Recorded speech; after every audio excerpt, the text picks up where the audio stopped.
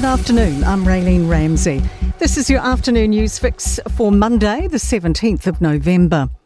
Police have recovered the bodies of 3 children who died in a house fire in Manawatu, Sanson on Saturday. A Give a Little page has named them as Goldie, August and Hugo. They were 1, 5 and 7. It's understood their father, Dean Field, also died at the house. Area Commander Inspector Ross Grantham says a man inside the house wasn't burned in the fire. He wouldn't comment on reports. The deaths are being considered a triple murder-suicide. We haven't decided it is a homicide yet. We're working through the scene and the witness information that we can obtain. More than 20 schools and early learning centres have temporarily closed or plan to because of possible asbestos contamination in sand play products. Alerts were raised last week about EC Rainbow Sand 1.3 kilos, Creatistics Coloured Sand 1 kilo and 4 Kmart NZ Magic Sand products. More than 250 schools and centres have contacted the Ministry of Education asking for advice. It says people should report health concerns to Healthline. 4 Uber drivers have finalised a legal win in the Supreme Court, confirming they should be treated as employees. Proceedings started in 2022 when the Employment Court and Court of Appeal dismissed Uber's claim drivers were contractors. Emily Ansell reports. Uber argues that's because the job's flexibility lets drivers choose their hours, as well as being able to work for competitors and control their incentives.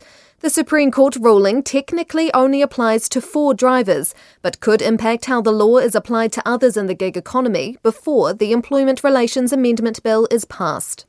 The government's confirmed it will ease the cost of new and used imported vehicles. Minister Chris Bishop's announced changes to the Clean Vehicle Standard, introduced in 2023.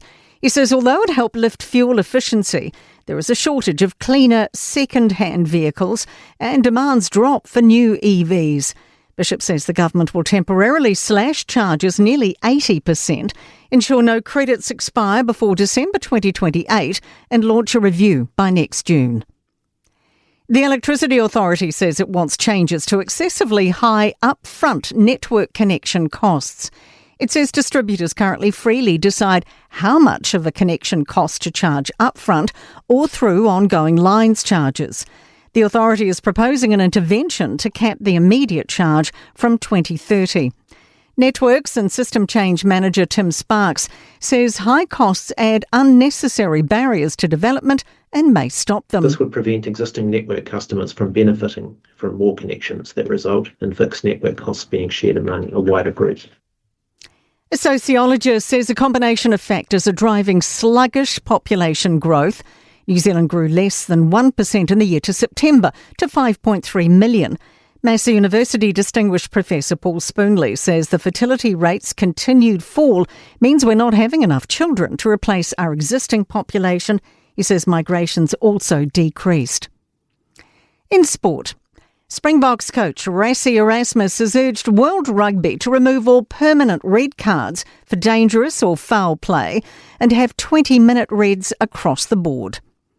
Silver Fern shooter Grace Weck is proud of her team's resilience in the face of unprecedented scrutiny as they look to end this year's season on a high by beating England in Thursday's deciding test in Manchester. And Kiwi golfer Steve Alker has finished the 2025 Seniors PGA Tour in second place overall. That's your latest news fix. We'll be back with the next update tomorrow morning from the Newstalk ZB newsroom.